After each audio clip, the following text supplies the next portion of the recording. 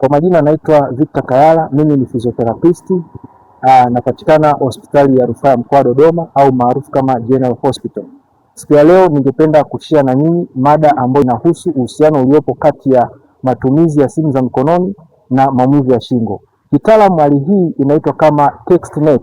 Kuna watu wengi ambao unakuta wanapata maumivu ya shingo, lakini inaweza ikawa inachangiwa au inasababishwa na muda ambao mtu anatumia kutumia simu yake. Unatumia simu yako ya mkononi kwa muda gani, lakini pia mkao wako ukoje wakati unatumia simu yako ya mkononi. Hivi vitu viwili vinaweza vikachangia au vikachochea sana mtu akapata maumivu ya shingo.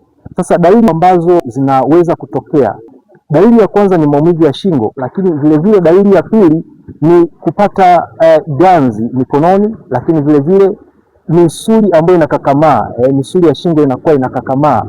Lakini vile vile baadhi ya watu unakuta kwamba wanapata hata changamoto ya kugeuza shingo zao. Ukimwambia geuze shingo kuelekea kushoto, anapata shida kidogo kwa sababu anakuwa kwenye hali ya maumivu. Kwa hiyo mara nyingi watu unakuta anatumia simu ya mkononi lakini anakuwa ameinamisha shingo yake.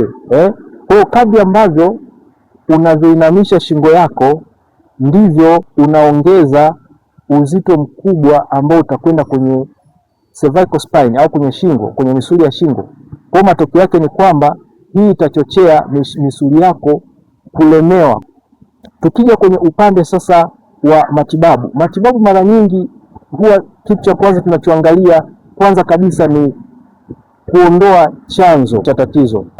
Matibabu ya text neck yanapatikana katika hospitali ya rufaa ya mkoa wa Dodoma. Karibu katika hospitali ya mkoa wa Dodoma, tukuhudumie.